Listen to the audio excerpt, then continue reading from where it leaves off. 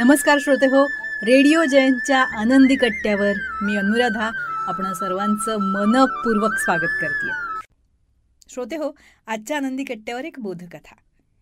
श्रीपूर इथल्या राजाच्या निधनानंतर त्याचा मुलगा राजवीर सिंग याला राज्यपदी बसवण्यात आलं.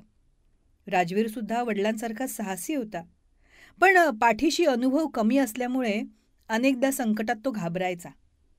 अशावेळी त्याची आई त्याला हिंमत द्यायची आणि योग्य मार्गदर्शन करून संकटातून बाहेर काढायची. शेजारच्या राज्यातल्या गंगानगरमधला राजा भीमसेन याची श्रीपूरवर नजर होतीच. एक दिवस भीमसेननं श्रीपूरवर आक्रमण केलं. दोन्ही सैन्य एकमेकांना भिडली. तुंबळ युद्ध झालं. भीमसेनकडे सैनिक खूप प्रमाणात होते.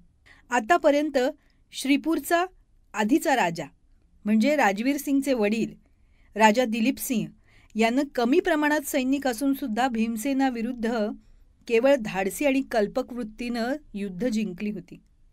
पण राजवीर यात आपलं सातत्य ठेवू शकला नाही.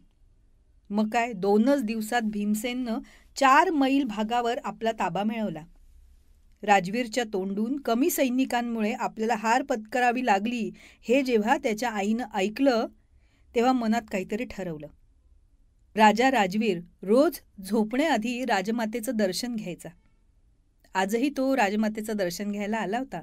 पण तेव्हा राजमाता लहान लहान 6 लाकडाच्या काड्या एकत्र बांधून लोखंडाच्या मोठ्या तुकडाला तोडण्याचा प्रयत्न करत असलेली पाहिली. राजवीरनं आईला विचारलं, आई, अगं 6 लाकडाच्या काड्या एकत्र करून लोखंड तोडू शकत नाही. मग राजमाता यावर म्हणली, खरं बोललास. संख्येनं मजबूतीला पराजित केलं जाऊ शकत नाही. मग याप्रमाणेच आपले वीर सैनिक आणि तू या लोखंडासारखं मजबूत व्हा. मग शत्रूची कितीही संख्या असेल ना तरी ती तुम्हाला तोडू शकणार नाही. अशी ताकद तुमच्यात जागृत करा. तुमच्या मजबूतीसमोर शत्रू गुडघे टेकेलच. आईनं या छोट्याशा कृतीतून राजा राजवीरला खूप मोठी शिकवण दिली होती. राजवीरनं सुद्धा ती शिकवण आत्मसात केली आणि त्याप्रमाणे केलं.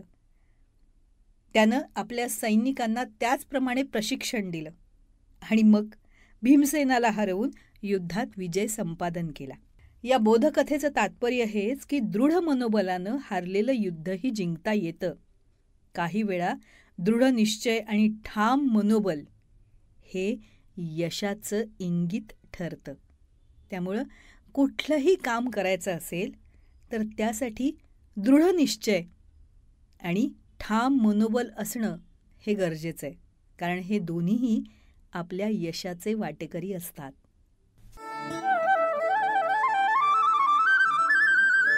तेव्हा श्रोते हो, हा होता आनंदी कट्ट्यावरचा आजचा सुंदर विचार. तुम्हाला तो कसा वाटला याविषयीची तुमची कमेंट बॉक्समध्ये नक्की लिहा. आणि त्याचबरोबर रेडिओ जयंतचे दर्जेदार कार्यक्रम ऐकण्यासाठी रेडिओ जयंत लाईक करा, शेअर करा आणि सबस्क्राईब करा. रेडिओ जयंतचं सबस्क्रिप्शन फ्री आहे. आणि त्याचबरोबर नोटिफिकेशनसाठी बेल आयकॉनवर क्लिक करायला सुद्धा विसरू नका.